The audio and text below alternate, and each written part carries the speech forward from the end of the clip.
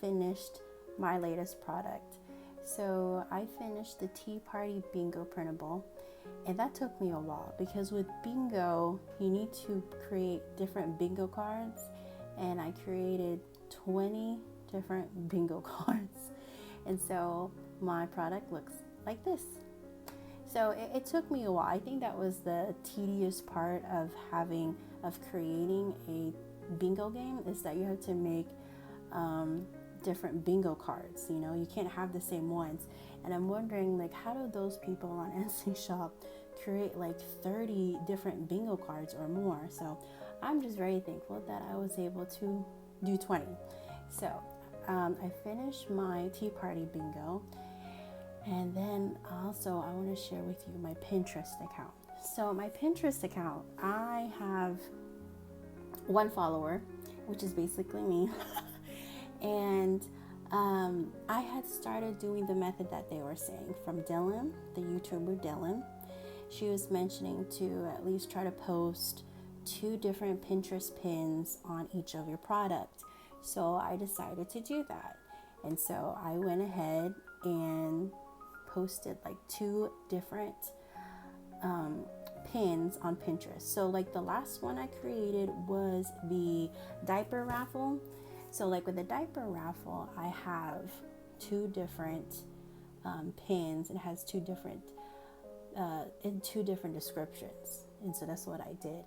And I pretty much noticed that the fact that I have been working on my Pinterest account and posting 2 different pins for each product that I have gained a lot of views. So now I have like 1,000 views. I've never had that before. And so I think, it is working with the views. But when it comes to conversion, where they end up going to my store and buying something, I think that's a different story. But I think if I continue to do this and try to like keep researching and finding what works and what doesn't work, I think it will come a long way. So I was mentioning that I was going to do the cutting practice sheet. So the thing is, I end up finding that I already have one.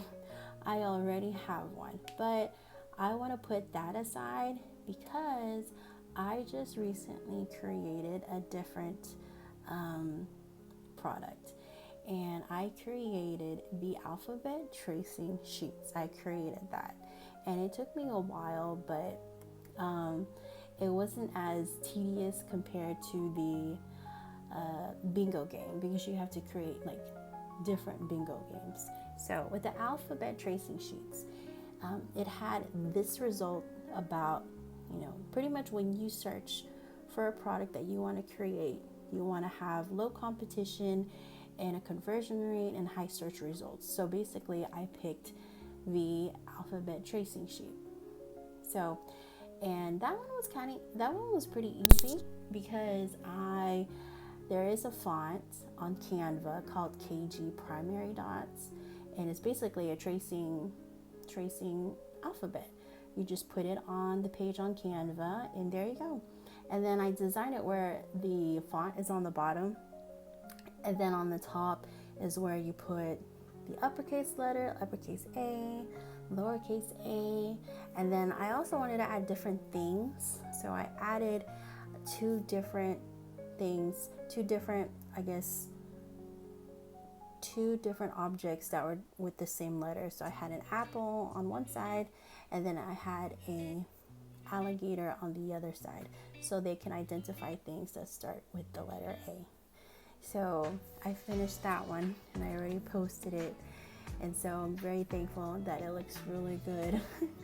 So I've created maybe 1 product each week, because it does take a while to create a product, and so I'd rather take my time with that.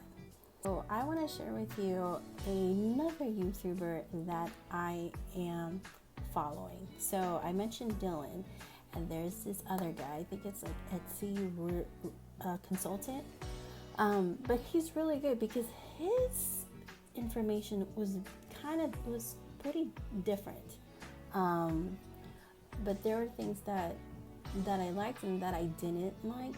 For example, he was mentioning about replicating your listings, and I don't know how that would work for me because so I have coloring pages. How would I necessarily duplicate that? You know, I don't know, but I don't think it's for me. I personally don't like duplicate my listings because I don't want to do that to my customers. So I'm just going to keep my products separate as is. So I don't understand what he mentioned about duplicate your listings. So, but I would have to say he mentioned a lot of good information. So he was saying about you need to reach 100 products in your shop, and that's pretty much my goal this year. That's my goal this year, is to create 100 products, and I only have 18 products. So it takes a while. It takes a while with time and patience. So that is what I'm going to work on, is, have a goal of 100 products for my Etsy shop. And he was mentioning also about, not selling your product on social media. And I was like, but isn't that what they all do? Is that you sell your products on Etsy, sell your products to social media?